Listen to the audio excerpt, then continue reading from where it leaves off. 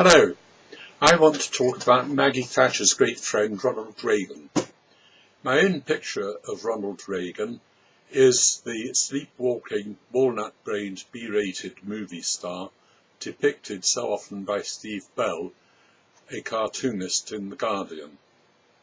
Some people might refer to Reagan, though, as one of the best-known international terrorists. He did, after all, authorize the bombing of Beirut by the US Navy, the bombing of Tripoli, and the support for the Contras in Nicaragua, who were waging civil war against the Sandinista government, which had recently overthrown the previous dictatorship. During 1980, the CIA persuaded Saddam Hussein to launch a military attack against Iran so that they could get their revenge against the old Ayatollah. They blamed him for allowing students of Tehran University in 1979 for breaking into the US Embassy and taking hostage the American diplomats living inside the embassy. Saddam Hussein was promised that when the hostilities with Iran finished, he would have full control over the oil field which straddled the border between Kuwait and Iraq. However, they neglected to inform the Kuwaitis, so when, hostilities having finished, Saddam Hussein asked for the oil field, the Kuwaitis naturally refused. At that point in time, the American ambassador to Iraq, one April Glasby, informed Saddam Hussein as follows, quote, "The US State Department holds no view of your border quarrel with Kuwait," end quote. This is diplomatic speak for telling Saddam Hussein to go ahead and take the oil field. The Americans wouldn't prevent him.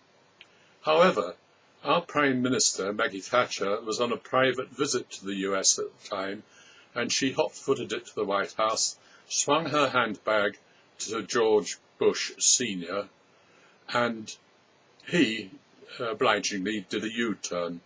The consequence was the first Gulf War. During the course of the hostilities, the economists also reported that the Pentagon had arranged for chemical weapons to be supplied to Saddam Hussein. They did not mention any of the weapons by name. However, during the course of last year, the BBC broadcast a television discussion on the supply of chemical weapons to Iraq. One of the participants was a currently serving member of our MI6. At the end of the programme, I was left in no doubt that VX gas was included among the chemicals supplied. Saddam Hussein naturally used this weapon not only against Iranians, but also against his own dissident Kurds. He was rightly condemned for doing this by Western politicians. What the Western politicians failed to recognise and talk about, however, was the historical fact that the first politician to authorise the use of poisonous gas against the Kurds of Iraq was an English Conservative politician named Winston Churchill. I doubt whether Michael Gove would like to see that historical fact put on the education curriculum. However, this is the kind of thing that does happen from time to time, and I think it reinforces my view that one should take with caution any information supplied by the CIA about chemical weapons and Syria. Goodbye for now.